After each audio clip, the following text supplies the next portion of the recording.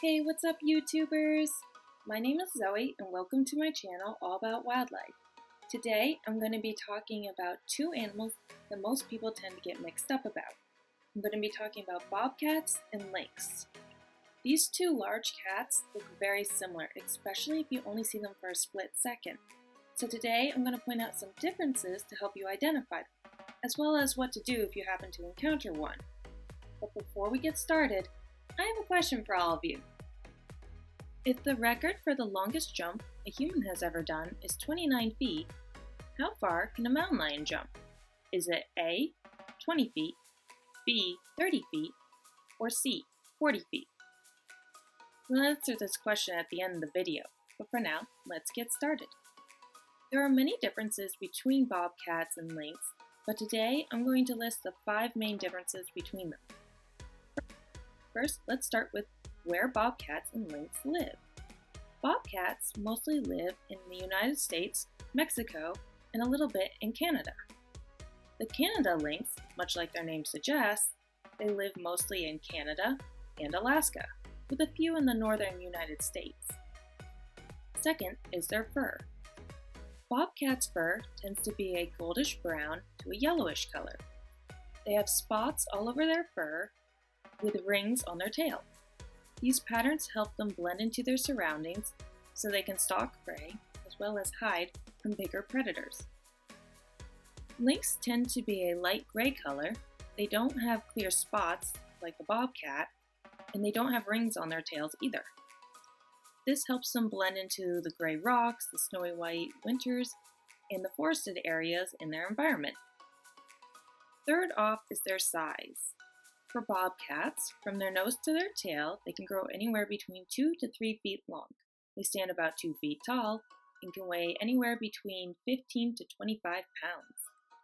Lynx tend to be a little bit bigger than bobcats. From their nose to their tail, they can grow anywhere between 2.5 to 3.5 feet long. They stand about 2 to 3 feet tall and can weigh anywhere between 18 to 25 pounds. Also, their back legs tend to be a little bit longer than the bobcats. This helps them run through the deep snow. The fourth difference is their tails. Now, I already mentioned the rings on the tails, but there's more to it. The bobcats tend to have a longer tail. Most animals that have tails use their tails for balance. Bobcats tend to climb trees to either hunt for prey or to escape predators. So they use their tail for balance so they can bounce on the tree branches. Lynx have shorter tails because they mostly hunt on the ground, and when they need to get away, they can just run.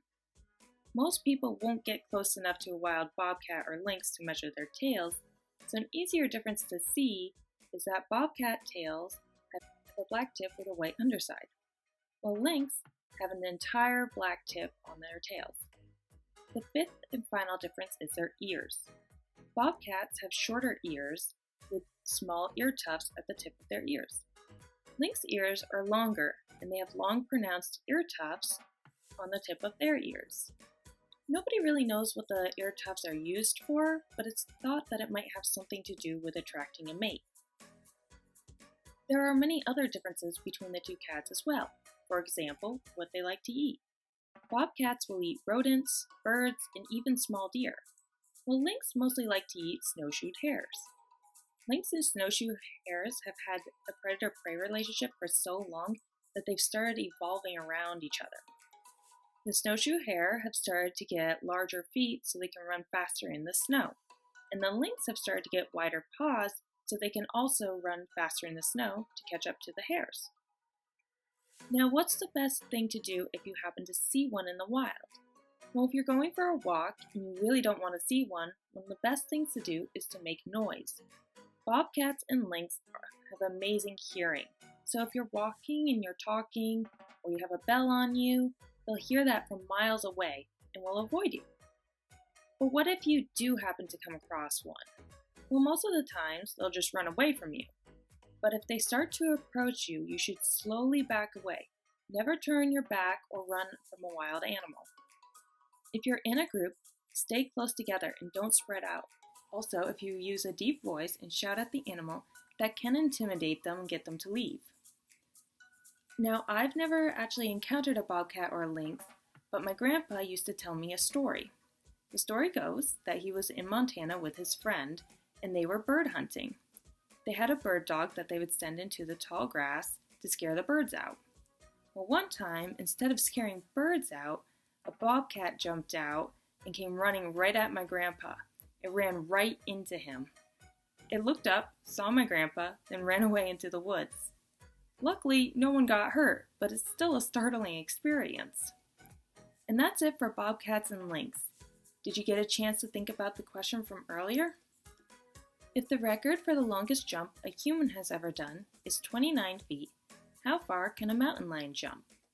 Is it A, 20 feet, B, 30 feet, or C, 40 feet? If you said C, you'd be correct. Mountain lions, also commonly known as cougars, can jump as far as 40 feet. They need to be good jumpers because they mostly live in high mountain ranges with lots of high cliffs and rock edges. They need to be able to jump from cliff to cliff with little to no effort. And that's it for today. If you like this video, give me a thumbs up. And if you have a question or you want me to talk about a different animal, let me know in the comments below. And I hope to see you again.